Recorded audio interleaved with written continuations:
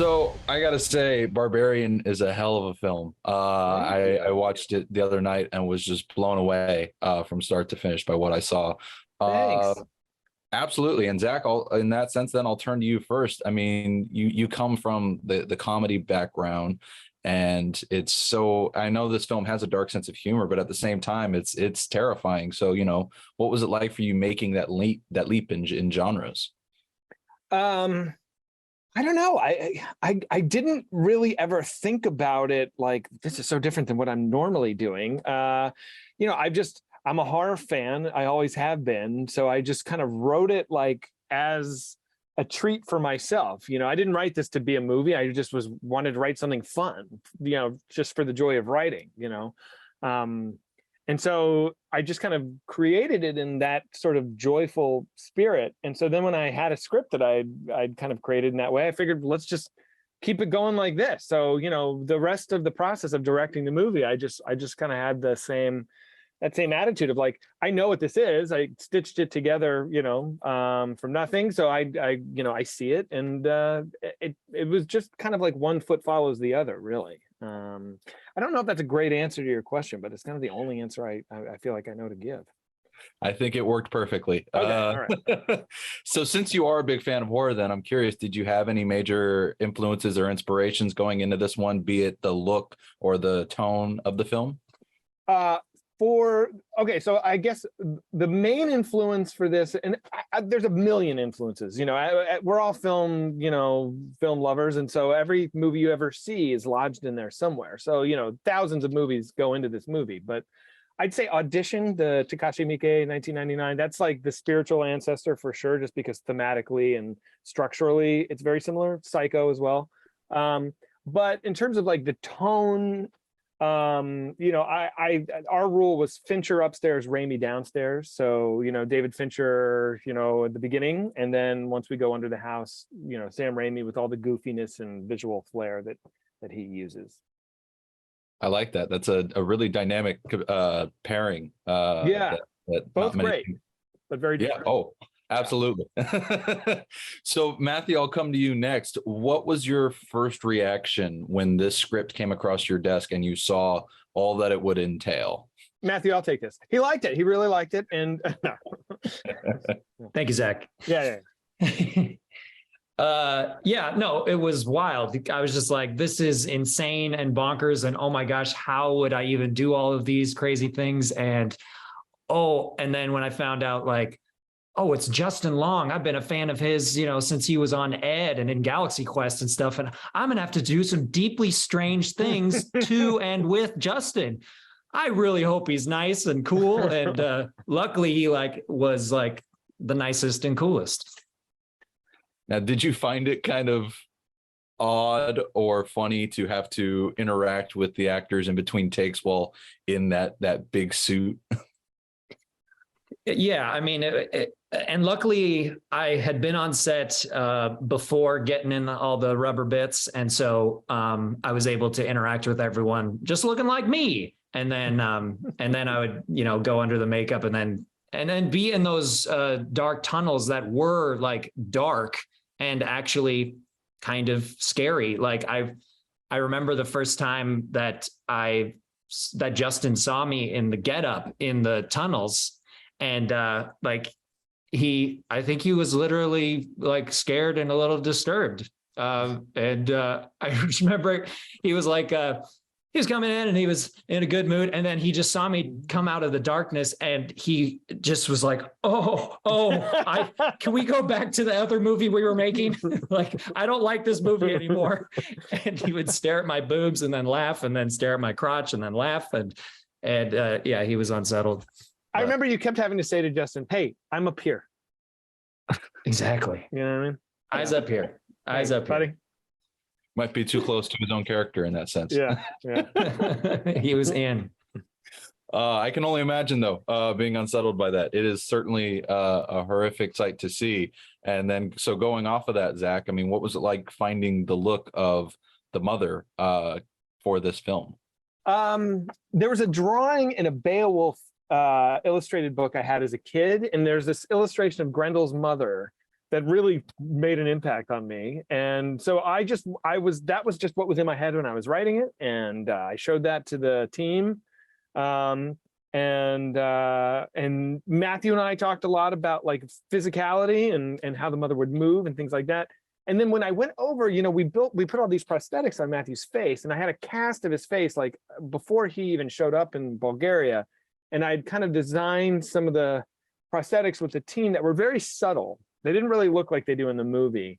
And one of the studio execs, on the drive home from the lab, from the studio where we would like, working on the face stuff, I could tell she was bothered. And I was like, what is it? And she was like, I just don't think it's very scary. I don't think that face is very scary. And I think she was right. It was just like, it was really, really subtle. It would have looked like Matthew's face with long hair. Matthew's a pretty handsome man, and that's not really gonna like freak people out. Matthew, you're hot. And so like that night I went home and I did a ton of research into like facial deformities, and I picked like, this cheek and that mouth and the chin, the asymmetry came in and all these things. And so then we went back like the next day kind of in a panic, because like we're going to start shooting very soon. And we just like cranked it up to basically a Francis Bacon level. And then we have what we have. So it was always like very clear in my mind. And then at the 11th hour, I realized I did not have it right. And so we had to kind of reshuffle the deck. Well, you probably don't know about any of that stuff, right? Right. I vaguely knew about it, but like that was all before I arrived. Yeah.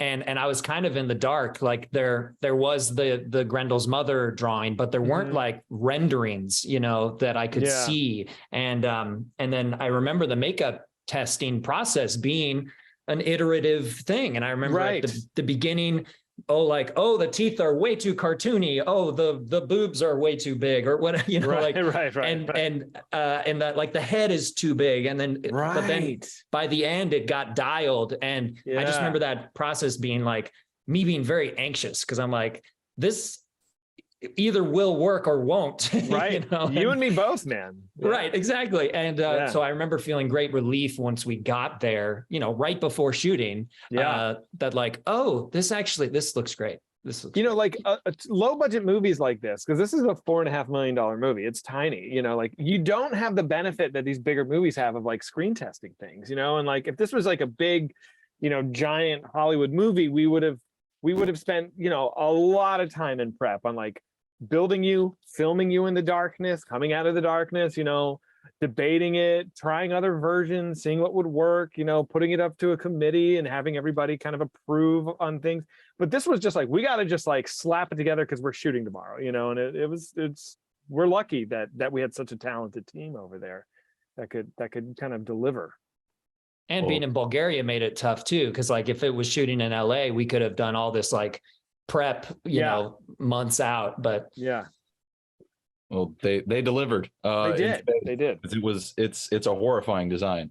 And since you mentioned the physicality of it, I am curious, both Zach and Matthew, what were some of the biggest goals and the biggest talking points that you had in regards to the mother's movements and how they did everything, going both in the tunnels and outside? Matthew? Well, I mean, one thing that Zach told me early on, and I was very grateful for this, he said to Google feral children, which I didn't even really know what that meant until I started looking it up and going down this dark rabbit hole of stories of actual victims that were kept in cages during their formative years and like never spoken to and therefore never learned to speak. And they were described now as like 20-year-olds or a 2-year-old in a 20-year-old's body. And so there was one particular video that I just kind of honed in on, and I would literally watch that video in the makeup chair sometimes just to like get into this woman's physicality.